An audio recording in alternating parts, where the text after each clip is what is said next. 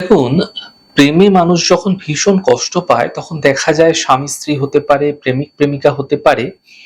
তাদের মানসিকভাবে কিন্তু ভীষণ কষ্ট পেতে দেখা যায়। অথবা দেখা যায় প্রেমিক প্রেমিকার মধ্যে তৃতীয় কোনো ব্যক্তি ঢুকে গেছে। সেটাও একটা সমস্যার কারণ হয়ে যায় অনেক সময়। নিজেদের প্রেম সম্পর্কটা অত্যন্ত খারাপ হয়ে যায় এরকম ক্ষেত্রে। কিন্তু এই প্রেমটাকে সর্বদা বজায় রাখার জন্য, সর্বদা জীবিত রাখার জন্য আমি আপনাদের একটা অত্যন্ত সহজ উপায় জানাবো, যেটা করে আপনারা ভীষণ ভালো ফলাফল পাবেন। আপনার প্রেম সর্বদা আপনার সঙ্গে থাকবে। সেটা স্বামী স্ত্রীর মধ্যেও হতে পারে, প্রেমিক প্রেমিকার মধ্যেও হতে পারে।